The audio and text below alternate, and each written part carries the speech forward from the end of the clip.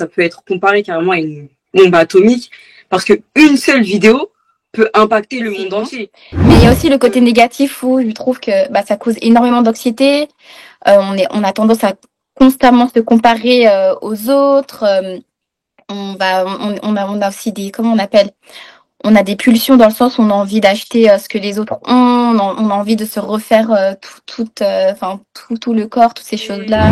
Moi, ce que je remarque surtout, c'est que sur les réseaux, la méchanceté ou bien les critiques ou la vulgarité des gens se multiplient. Par exemple, si tu es en face de quelqu'un, la personne peut te critiquer, mais pas comme elle critique sur les réseaux sociaux. Ça peut provoquer du cyberharcèlement, plein de choses mauvaises comme ça. Tu peux poster, je donne un exemple, tu peux poster une vidéo aujourd'hui, tu peux supprimer la vidéo demain. Mais le moment où tu as posté la vidéo et le moment où tu as enlevé la vidéo, il y a déjà quelqu'un qui a téléchargé la vidéo. Oui, il y a une réalité dans le sens où on est confronté à des personnes, on connaît pas leurs intentions, on est derrière des écrans. Utiliser un enfant pour faire des vues ou utiliser un enfant pour rapporter de la visibilité, je trouve ça très néfaste et je trouve ça super malsain. Je pense que les réseaux sociaux ont amélioré, je dirais, notre vie. Enfin, on a évolué pas mal de choses grâce. Parce qu'on peut le voir dans les relations, que ce soit entre les personnes, il n'y a plus trop de contact, c'est plus virtuel.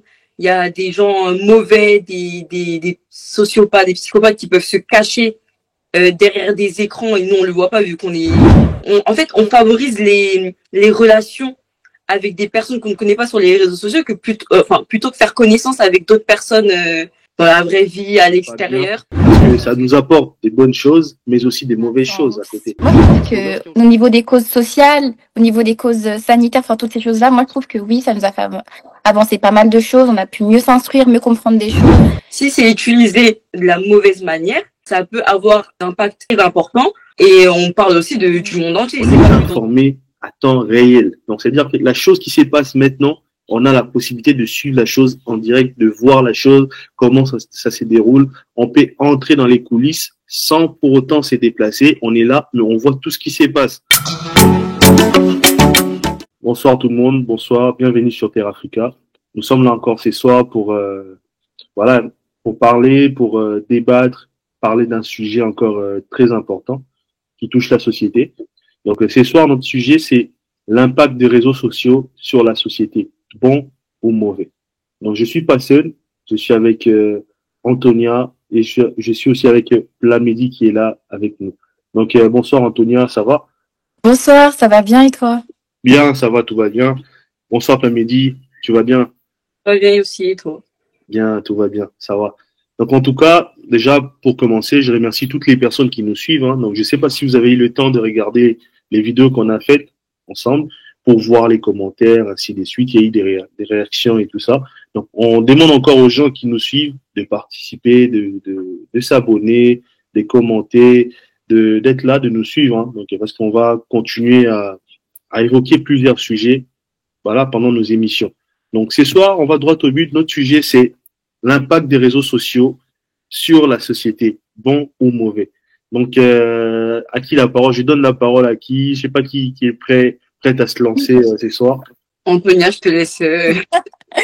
Bon, alors moi, j'ai encore une fois un avis tranchant vis-à-vis de la question que tu viens de nous poser. Mais si on peut parler des aspects positifs, je trouve que grâce aux réseaux sociaux, on peut établir des connexions. La communication, elle est favorable dans le sens où on peut créer des liens avec des personnes qui vivent pas forcément sur le même territoire que nous. On peut développer certains projets à distance. Je dirais aussi que on peut avoir facilement accès à des informations dans le monde. Par exemple, on peut connaître les élections. Des élections présidentielles, des crises sanitaires, des crises sociales, économiques, j'en passe, toutes ces choses-là. Il y a quoi d'autre aussi? On peut aussi avoir accès à des opportunités professionnelles. On peut ouvrir un business, on peut démarrer une carrière de mannequinat grâce à tout type de profil qu'on a sur les réseaux sociaux. Et puis aussi, on peut apprendre pas mal de choses gratuitement. On a des vidéos, des personnes qui donnent des cours de langue, comme nous aussi qui propagent du coup des informations, qui puissent aussi s'exprimer par rapport à divers sujets. Enfin, je trouve que par rapport à cet aspect-là, je trouve que c'est bon. Mais il y a aussi le côté négatif où je trouve que ça cause énormément d'anxiété. On a tendance à constamment se comparer aux autres. On a aussi on appelle on a des pulsions dans le sens où on a envie d'acheter ce que les autres ont, on a envie de se refaire tout le corps, toutes ces choses-là. Ça réduit aussi les interactions sociales, je trouve. On est constamment devant l'écran et puis dans la vie réelle, on ne veut pas forcément interagir. Je trouve aussi que c'est addictif. Ça impacte beaucoup de choses, ça réduit le taux de créativité, toutes ces choses-là. Effectivement, tout à fait. Hein. Moi, d'ailleurs, je pourrais rajouter la concentration aussi. Ah On a oui. du mal à se concentrer avec les réseaux sociaux. On les voit avec les enfants, on les voit avec la nouvelle génération. Donc, dès qu'on est connecté, on se déconnecte de la vie réelle et du coup, on est focalisé sur sur ce qui est sur nos écrans, ainsi de suite. Donc, tout à fait. Mehdi, donne-nous ton avis, hein, à chaud comme ça, on attaque. D'accord. Pour moi aussi, je suis mitigée parce que pour moi, ça a un côté positif et aussi un côté négatif. Okay. Positif parce que, comme Antonia a pu le dire, à l'heure actuelle, on retrouve à peu près tout sur les réseaux sociaux, que ce soit des informations qu'on peut retrouver, qu'on aurait pu retrouver à la télé ou quoi que ce soit pour s'informer par rapport aux guerres ou autre chose, les disparitions.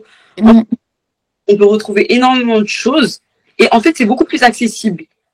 Genre, beaucoup plus de personnes peuvent avoir accès à ces informations.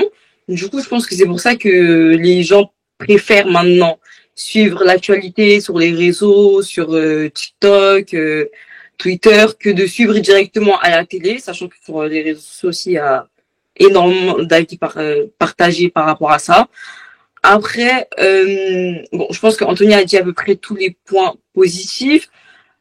Négatifs, moi, ce que je remarque surtout, c'est que sur les réseaux, la méchanceté ou bien les critiques ou la vulgarité des gens se multiplient. Par exemple, si tu es en face de quelqu'un, la personne peut te critiquer, mais pas comme elle critique sur les réseaux sociaux. Ça peut provoquer du cyberharcèlement, plein de choses mauvaises comme ça, néfastes. Et en fait, les réseaux sociaux font partie de notre vie. C'est-à-dire que en fait, ça prend énormément de place, même pour les cours. Hein. Par exemple, je sais que pour moi ou pour d'autres personnes et tout, au lieu pour s'informer et tout, on utilise directement les réseaux sociaux, on utilise TikTok, ou même pour faire nos devoirs, il y en a certains qui font directement sur les réseaux sociaux, au lieu d'utiliser leurs connaissances ou les dictionnaires ou des choses en fait qui avant étaient, c'était banal d'utiliser ça, alors que maintenant, un dictionnaire, on voit très peu de personnes l'utiliser parce que les gens préfèrent directement aller s'informer sur les réseaux ou des choses comme ça. Très bien, c'était profond aussi, hein, franchement. Donc, moi, je voudrais savoir. Donc, on continue toujours avec Plamedi. Après, on donnera la parole à Antonia. Donc, est-ce que tu penses que les réseaux sociaux ont amélioré le monde ou les réseaux sociaux sont en train de détruire la société? C'est possible de partager ou tu es obligé de choisir? Ça, à toi, réponds selon toi, ta vision la façon dont toi tu vois les choses. Est-ce qu'aujourd'hui tu penses que les réseaux sociaux améliorent le monde ou les réseaux sociaux sont en train de détruire la société et voilà. Je vais plutôt aller sur ils sont en train de détruire la société parce qu'on peut le voir dans les relations, que ce soit entre les personnes, il n'y a plus trop de contact, c'est plus virtuel. Il y a des gens mauvais, des sociopathes, des psychopathes qui peuvent se cacher derrière des écrans et nous on le voit pas vu qu'on en fait on favorise les relations avec des personnes qu'on ne connaît pas sur les réseaux sociaux que plutôt que faire connaissance avec d'autres personnes dans la vraie vie, à l'extérieur. Donc je pense que ça peut avoir un impact sur notre mentalité aussi et un impact sur notre mentalité, un impact aussi sur notre vie quotidienne, qui peut se détérioriser de plus en plus. Très bien, effectivement. Et Antonia, qu'est-ce que tu en penses aussi? T'es plutôt réseaux sociaux, ça améliore le monde et tout ça, ou soit ça détruit la société? Moi, je suis plus à penser que les réseaux sociaux ont amélioré, je dirais, notre vie. Enfin, on a évolué pas mal de choses grâce aux aux réseaux sociaux. Par exemple, j'aimerais prendre un exemple avec le mouvement Black Lives Matter, je crois que c'est ça. Bah, si on n'avait pas eu des médias, on n'aurait pu jamais propager tout ce qu'on a vécu. Enfin bon, c'est encore très limité, mais je dis on a déjà pu sensibiliser énormément de personnes et je trouve que ça a fait avancer pas mal de choses. On a pu plus, du coup, nous se montrer. Par exemple, tout bête, grâce aux réseaux sociaux, moi personnellement, j'ai pu m'assumer avec mes cheveux. Il y a plein de choses, plein de mentalités qui, grâce aux réseaux sociaux, a aidé à faire changer les choses. Je dirais aussi que ça nous a, enfin, moi je trouve que au niveau des causes sociales, au niveau des causes sanitaires, enfin toutes ces choses-là, moi je trouve que oui, ça nous a fait avancer pas mal de choses. On a pu mieux s'instruire, mieux comprendre des choses. Mais après, c'est vrai que le côté où ça dégrade un peu, oui, il y a une réalité dans le sens où on est confronté à des personnes, on connaît pas leurs intentions, on est derrière des écrans. Enfin, je suis très très mitigée, mais je dirais plus que je suis positive par rapport à ça. Ok, mais c'est intéressant. Donc, ça veut dire qu'on a un avis positif et un avis plutôt négatif par rapport aux réseaux sociaux dans l'ensemble. Hein. Donc, voilà, on ne dit pas que voilà, c'est forcément négatif ou c'est forcément bien. Donc, il y a une nuance, il y a un équilibre entre bien et pas bien parce que ça nous apporte des bonnes choses, mais aussi des mauvaises choses à côté. Parce que lorsqu'Antonia a évoqué, pardon, excuse-moi, lorsqu'Antonia a évoqué le sujet des cas sociaux et tout ça, Black Matter, voilà, il y a pas mal de choses qui sont arrivées dans la société, notamment ici en France. On a vécu la série, l'épisode Naël, hein, c'était Naël en France, où il y a eu des émeutes et tout ça en France et tout ça, mais tout ça est parti du réseau social. Donc ça veut dire que on peut voir l'impact des réseaux sociaux au niveau de la société. Ça peut être bon ou négatif, mais on peut voir l'impact que la place que les réseaux sociaux occupent dans notre société. Donc, un incident qui est arrivé comme ça, et c'est là a touché toute la France, et il y a eu des dégâts, des choses énormes. Je sais pas, Antonia, en Suisse, si vous avez eu le temps de suivre ce qui se passait en France. Oui, oui, oui. Voilà. Donc, là-bas, je pense pas qu'il y ait eu des tels problèmes et tout ça, mais la France, aujourd'hui, c'est un pays où il y a énormément de tensions au niveau de la société, au niveau voilà, de pas mal de choses. Et il suffisait juste d'une vidéo qui a choqué le monde, hein, qui a choqué la société, pour déclencher la colère, pour déclencher les révoltes. Est-ce qu'aujourd'hui, les réseaux sociaux ne sont pas une arme dangereuse pour séparer, diviser ou créer des tensions, ou bien même créer des crises politiques, des coups d'État et consorts? Est-ce que vous pensez que dans les gens qui peuvent se servir négativement des réseaux sociaux, est-ce que vous pensez que ces gens-là peuvent profiter des réseaux sociaux pour divulguer, partager ou diffuser des messages qui peuvent engendrer de la haine, de la division, des coups d'État, des problèmes, des tensions politiques, notamment les terroristes? Qu'est-ce que vous en pensez? Je sais pas, je vous laisse la parole. Plamini, tu peux commencer. En fait, ça peut être comparé carrément à une bombe atomique parce que une seule vidéo peut impacter le monde entier. Si demain un président ou quelqu'un d'autre décide de faire une vidéo en critiquant l'état adverse, tout peut partir super vite. Donc pour moi, les réseaux sociaux, c'est devenu quelque chose qui peut être, comment expliquer, si c'est utilisé de la mauvaise manière, ça peut avoir un impact très important. Et on parle aussi du monde entier. C'est pas que ça peut être dans un pays, dans certains pays, mais ça peut être aussi à l'échelle mondiale. Donc oui, pour moi, ça peut devenir très dangereux et très rapidement. Ok, d'accord. Merci Plamedi. Antonia? Je suis du même avis que Plamedi, carrément. Je me souviens d'une vidéo, je sais pas si vous l'avez vue, c'était des esclaves en Libye. Où il y avait une personne qui filmait justement tous les esclaves. Enfin, cette vidéo, elle avait fait scandale dans tout le monde entier. Et puis, du coup, ça a été et ça a essayé d'être utilisé à bon escient dans le sens où tout le monde a propagé ça.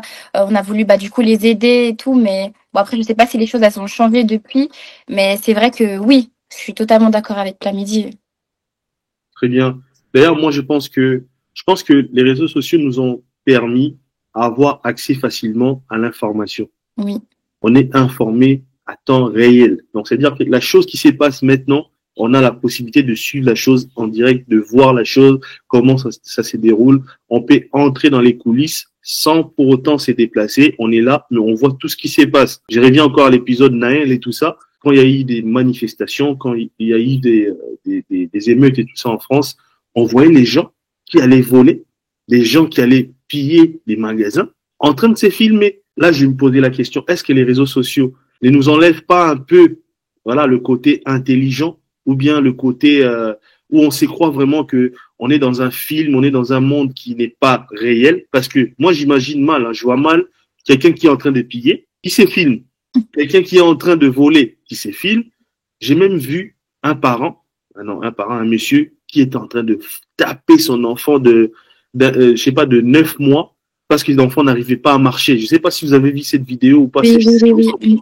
Mais il s'est filmé. Donc les gens pensent que qu'ils sont dans un monde fictif et qu'ils peuvent faire des choses comme ils veulent, ou soit ils se rendent pas compte du côté de l'impact que les vidéos ou bien les actions qu'ils sont en train de faire peuvent avoir sur la société.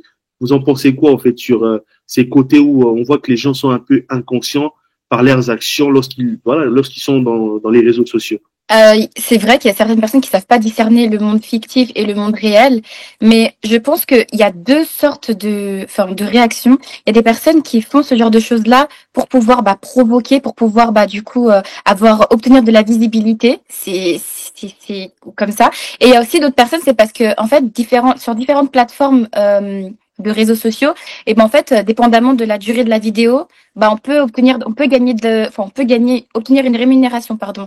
Et je sais qu'il y a des personnes qui font justement ce genre de choses pour ça, et puis d'autres c'est juste pour provoquer, pour faire parler, pour obtenir de la visibilité, et malheureusement ils n'utilisent pas à bon escient. Tout à fait. Surtout la visibilité, c'est un point très important. Il faut qu'on marque sur ça, parce qu'il y a des gens qui sont capables de nuire, comme Plamedi l'a dit tout à l'heure, de nuire à la réputation des autres juste pour la visibilité, juste pour avoir des vues, juste pour être regardé, pour être payé, ainsi de suite. Donc ils sont capables d'insulter, de diffamer, d'harceler et tout ça. Voilà, c'est vraiment dangereux. Oui, Plamedi. Alors moi je pense qu'on est rentré un peu dans une phase où la génération qui montre que en fait t'es tout le temps obligé de partager ta vie sur les réseaux sociaux, que ce soit des bonnes choses ou encore des mauvaises choses, comme le papa qui a frappé son enfant. Et je pense que surtout, je vais rejoindre ce que Anthony a dit, c'est en fait ces vidéos-là servent plutôt à faire parler, pour le buzz, pour provoquer.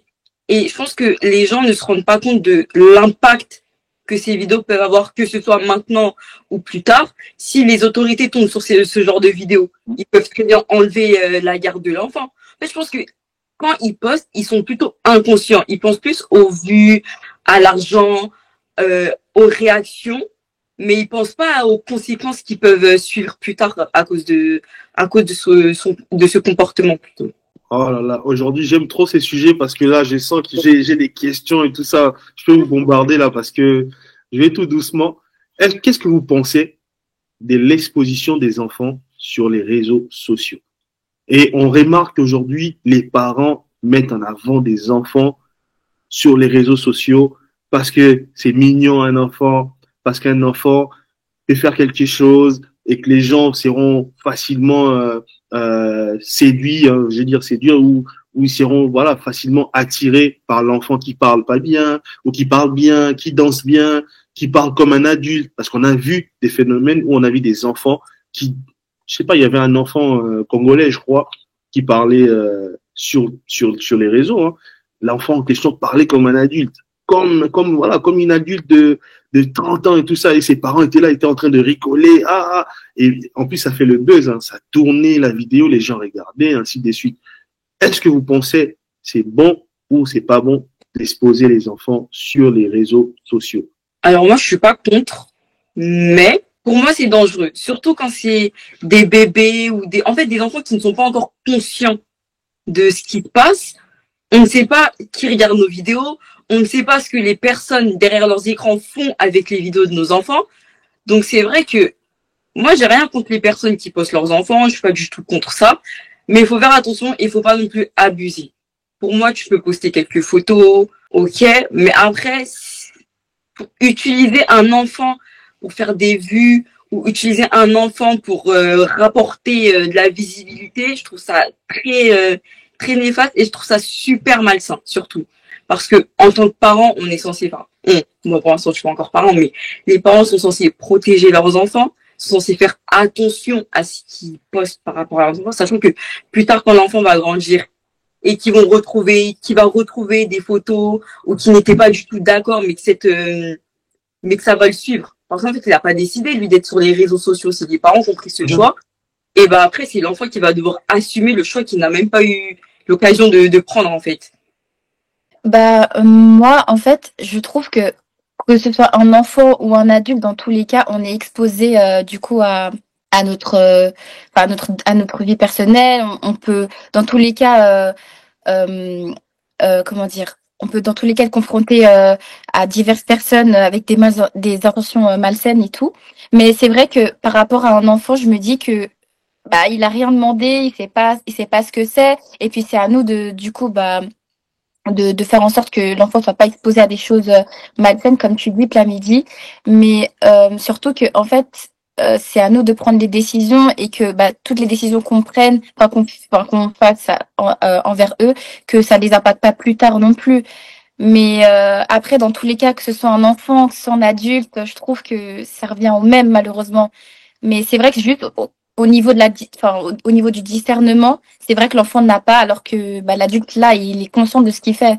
Donc c'est vrai que par rapport à ça, faudrait revoir toutes ces choses-là. Tout à fait, hein, exactement. D'ailleurs, moi, je vais prendre un exemple, hein, je crois si vous connaissez ou pas. Il y a eu des enfants, pardon, qui ont été exposés sur les réseaux, hein, YouTube, peu importe et tout ça. Et je crois qu'il y a un cas comme ça. J'ai oublié l'exemple exact, mais je connais l'histoire. L'enfant en question, lorsque l'enfant a grandi, l'enfant est parti porter plainte contre ses parents pour dire que ses parents ont utilisé son image sans son consentement. On l'a exposé, hein, on l'a mis devant tout le monde, alors que l'enfant n'avait pas la conscience et il faisait tout ça sans son consentement. Et je crois qu'il y a une décision de justice qui était tombée, qui avait condamné les parents par rapport à tout ça et tout ça, et lié aux photos ou aux vidéos qui étaient postées sur les réseaux sociaux. Parce qu'aujourd'hui, on expose un enfant, on met les photos d'un enfant, on lui fait faire des vidéos, on lui fait faire dire des choses et tout ça.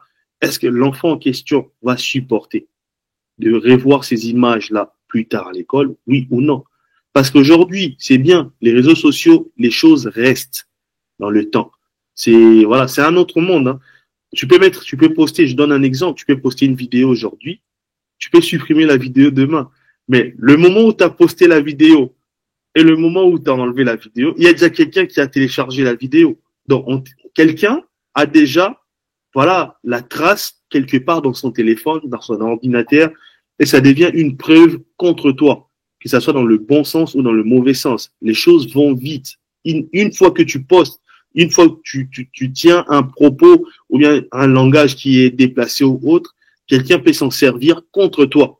Et combien de fois un enfant, nous savons que les enfants vont à l'école, les enfants vont côtoyer les autres enfants à l'école, et surtout, il y a quelqu'un qui dit, un philosophe qui disait que le monde des enfants, c'est le monde qui est cruel, qui est sans pitié. Les enfants sont sans pitié, hein, parce qu'un enfant, pour menacer son prochain, son collègue et tout ça, ils vont fort, ils vont dire des mots qui vont blesser. Toi, t'es moche, toi, t'es pas bien, toi, je vais te faire. Et ils disent ça sans pour autant peser. Ils connaissent pas le poids des mots ou bien le poids des actes qui sont en train de montrer ou bien de faire subir à l'autre, la personne qui est en face, et ça peut causer beaucoup de tort. C'est-à-dire que tu peux mettre une vidéo, où tu exposes ton enfant sur les réseaux sociaux, mais l'enfant n'est pas mis, n'est pas mis dans les bonnes conditions, ou soit c'est une vidéo qui rabaisse l'enfant. Ben écoute, ses amis, lorsqu'ils vont voir cette vidéo-là, peut-être à l'école, l'enfant va se faire harceler. L'enfant va commencer à subir, à avoir de la pression à l'école, ainsi de suite. Ah ben tiens, toi, ne parle pas comme ça. Regarde ta vidéo, t'étais comme ça derrière ta maman. Et on va commencer à se moquer de l'enfant, et ça peut conduire à des suicides. Ça peut conduire à des enfants qui ne veulent plus aller à l'école. ça peut conduire à beaucoup de choses et tout ça, à des moqueries, à des choses vraiment dangereuses. Donc, moi, je pense que les parents doivent limiter, voilà, les vidéos avec les enfants et tout ça. On doit protéger les enfants. C'est très important. Il faut protéger les enfants. Tant que l'enfant n'a pas encore le consentement, l'enfant n'a pas encore l'âge pour comprendre, pour vouloir, hein, pour décider s'il veut ou elle veut passer sur les réseaux sociaux, c'est mieux d'attendre, c'est mieux de ne pas exposer les enfants. On le voit avec les stars et tout ça, les célébrités, la plupart n'exposent pas leurs enfants. Je vois même, il y a même des influenceurs et tout ça qui n'exposent pas leurs enfants. Tu sais que l'influenceur a un enfant, mais tu le vois jamais. Souvent, il parle, non, laisse, arrête, ne touche pas. Ah, tiens, c'est mon enfant qui fait n'importe quoi, qui touche à ça, qui touche à telle chose. Mais, voilà, la personne en question ne montre pas son enfant. Je crois que c'est très, très, très important. Moi, j'ai une question, je voulais savoir, est-ce que vous pensez que les enfants aujourd'hui vont vivre dans un monde sécurisé, dans un monde où ils seront protégés, où vous pensez que nos enfants sont exposés pour leur avenir, donc il n'y a pas d'assurance pour leur vie future. Qu'est-ce que vous en pensez pour les enfants, pour les générations à venir? Pour les générations à venir, mon avis, il est aussi tranché, dans le sens où, comme je disais juste avant, on ne sait pas qui est derrière la caméra, on connaît pas les intentions des gens, donc en vrai, tout dépend d'eux, mais vu que la plupart des personnes n'ont justement pas de bonnes intentions, soit c'est des psychopathes, soit c'est des pédophiles, voilà. Enfin, toutes ces choses-là, on peut pas assurer la sécurité des enfants, et je trouve que ça impacte beaucoup les futures générations. Après, il y a aussi, ouais, je pense que c'est ça. Je sais pas quoi dire d'autre. Je sais pas ce que t'en penses, Pamidi. C'est vrai que cette question est un peu compliquée. Ouais. Pour moi, c'est du 50-50. Que ce soit avec ou sur les réseaux sociaux, tu peux pas forcément sûr d'être en sécurité. Surtout sur cette génération qui fait un peu confiance à tout, à n'importe qui ne fait pas forcément attention à ce qu'il poste, avec qui il parle, à qui il veut suivre dehors. Pour moi, en fait, la sécurité, c'est pas forcément lié aussi aux réseaux sociaux. Moi, peu importe, tu trouveras toujours du danger, des personnes malveillantes, que ce soit sur les réseaux ou même à l'extérieur, en fait. Très bien. J'ai posé cette question parce qu'aujourd'hui, nos enfants vivent avec les réseaux sociaux. On a parlé en France, hein, je ne sais pas en Suisse, Antonin nous dira. En France, l'âge moyen pour avoir les réseaux sociaux, c'est 12 ans actuellement. 12 ou 13 ans, je crois. Là, l'État est en train de voir pour repousser cet âge-là à 16 ans. Donc, c'est-à-dire que les enfants ici en France, à partir de 13 ans, ils ont droit aux réseaux sociaux. 90% ou 80% des enfants qui ont 12 ans ou 13 ans ont déjà un réseau social ou plusieurs réseaux sociaux. Et moi, j'ai déjà vu des enfants qui ont 5 ans, qui ont 8 ans, qui ont Facebook. Oui. Mais pas que Facebook. Par exemple, je sais que ma petite sœur, elle est venue me dire qu'il y a des enfants, elle avait 7 ans à ce moment-là, de son école, qui ont TikTok. Voilà. Ou qui sont sur les réseaux sociaux. Pour moi, c'est choquant. Après, peut-être que c'est parce qu'on se fait vieux, entre parenthèses. Mais moi, quand j'apprends ça me choque. Des enfants de 7 ans. Moi, quand j'avais 7 ans, je savais même pas encore ce que ça voulait dire. Et je vois des enfants de 7 ans qui postent sur les réseaux. Enfin, pour moi, c'est hallucinant un peu. Oui, Antonia. Mais en fait, moi, je trouve que c'est pas comparable parce que malheureusement, là, cette génération, enfin, ces dernières années, les mentalités, elles ont tellement changé parce qu'en fait, j'ai l'impression que depuis qu'on a eu, on a eu l'expression, le fait qu'on puisse s'exprimer. Liberté d'expression. Voilà, merci. Voilà. Depuis qu'on a banalisé enfin, pas banalisé, mais dans le sens où on s'exprime de plus en plus et dans tous les aspects, et c'est ça qui a cassé cette chose-là, justement. Parce que moi, personnellement, j'ai eu les réseaux sociaux très tôt. Moi, j'ai eu MSN, je crois que je devais avoir 10, 11 ans. Et c'était rien du tout. On s'envoyait juste des messages pour pouvoir sortir dehors. Ça s'arrêtait là. Et puis, on avait aussi Facebook où on partageait des photos de classe. Ça s'arrêtait là. Mais parce qu'on n'avait pas autant cette mentalité-là qu'on a actuellement. Depuis, maintenant, là, ça a rien à voir. C'est pour ça que ça nous choque en soi. On n'avait pas, les filles là qui se maquillent. Après, du coup, les petites filles elles veulent se maquiller. Les garçons qui conduisent sans permis. Et du coup, les petits garçons qui veulent faire la même chose. Enfin bref, il y a toutes ces choses là qui font que du coup ça nous choque quoi. Enfin, Effectivement, tout à fait. Aujourd'hui, donc, en gros, c'est une nouvelle génération. Une génération. Moi, je donne mon avis. Moi, je pense que les générations à venir, quand vous aurez des enfants, et les gens qui nous suivent aussi, qui ont des enfants, qui auront des enfants, franchement, préparez-vous. Soyez costauds, voilà, parce que ça sera pas chose facile, parce que le monde, je sais pas, on va dans une autre dimension. On parlera encore ici tout à l'heure, on parlera, si on a un peu de temps, de l'intelligence artificielle, tout ça, on en parlera. Donc le monde change, le monde bascule dans une autre dimension. En parlant des enfants, je sais pas pourquoi on insiste un peu, parce que c'est un sujet qui est intéressant. Je crois que les gens peut-être ne voient pas la charge, le poids, en fait, la responsabilité qu'ils ont lorsqu'ils exposent leurs enfants. Donc par rapport aux enfants, je sais pas si vous connaissez le dark web. Oui. Vous connaissez le dark web, parce que les gens qui nous suivent ici, peut-être que vous connaissez pas le dark web. Donc, on a Internet, hein, ce que nous utilisons maintenant, Google, machin et tout ça. On a aussi la partie sombre de l'Internet. On en a même trois dimensions d'Internet. On a le dark web. On a aussi la partie encore beaucoup plus sombre d'Internet. Je vais pas vous donner le nom, sinon vous allez aller chercher et tout ça. C'est pas intéressant. Donc, dans le darknet, on voit qu'il y a des gens on a des pervers, au fait. Des pervers, des gens qui vendent des armes, des gens qui vendent des choses illégales, ainsi de suite. Et il y a beaucoup de gens qui utilisent des images d'enfants. Voilà, c'est des pédophiles, hein. Parce que c'est ça aussi le danger d'exposer des enfants. Parce que, faut savoir, les réseaux sociaux, on a dit que c'est bien, c'est pas bien aussi. Il y a aussi des personnes qui ont la perversité dans leur pensée. Des gens qui vous regardent, mais avec une intention négative. Des gens qui vous regardent, mais avec une volonté de vous faire du mal, de mal vous parler parce qu'ils vivent mal, parce qu'ils ont une autre réalité. On peut te voir là, c'est ça, on dit, mais tiens, lui, il est beau, elle est belle et tout ça. Moi, je suis pas belle, et on peut commencer même à t'harceler juste pour ça. Et je pense que si tu n'es pas solide moralement aujourd'hui, tu ne peux pas, tu auras du mal à vivre dans notre société. Donc, surtout les parents, faites attention. Les parents, nous sommes armés. Voilà, les adultes, vous êtes armés pour résister face à la pression et tout ça, mais les enfants sont faibles, ils sont sensibles et tout ça. Et moi, je pense que c'est une bonne idée de repousser l'âge des réseaux sociaux, même si ça va pas changer grand chose. En France, aujourd'hui, c'est 13 ans, et bientôt, il y a une loi les parlementaires souhaitent faire passer une loi pour repousser l'âge pour avoir les réseaux sociaux à 16 ans. Mais je sais que il y aura des problèmes de suite et tout ça par rapport à ça. Oui, Antonia?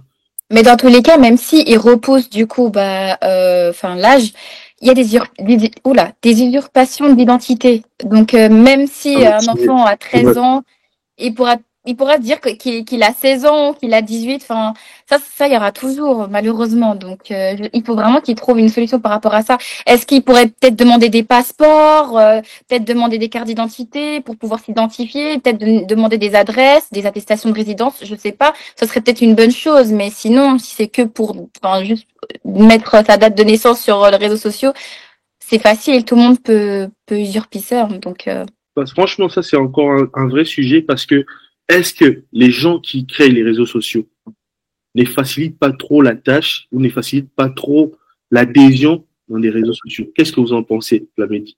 Non, c'est juste pour rejoindre un peu ce que tu as dit. Je sais que par exemple sur YouTube, ça existe. Par exemple, il y a certaines vidéos qui ne sont pas, qui sont déconseillées à un certain âge, et ils demandent justement d'envoyer votre pièce d'identité, vérifier vraiment. Donc c'est vrai que sur certains réseaux sociaux, ils ont déjà commencé à le faire, mais après, c'est vrai que c'est pas sur tous les autres réseaux sociaux. La question, c'était, est-ce que vous pensez que aujourd'hui, les créateurs des réseaux sociaux ne facilitent pas trop l'adhésion à les réseaux sociaux? C'est pas trop facile de s'inscrire sur Facebook, sur Instagram, sur Snap. On va faire simple.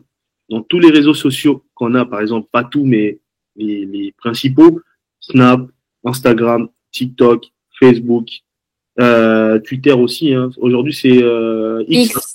Voilà, X. Lesquels de ces 5-là où vous trouvez que l'adhésion est beaucoup plus facile? TikTok. Ouais, TikTok, oui. TikTok, c'est plus simple, c'est plus facile, hein. Abonne-toi sur notre chaîne Terre Africa, partage nos vidéos et continuez à nous soutenir. Nous vous remercions pour votre soutien à votre chaîne Terre Africa.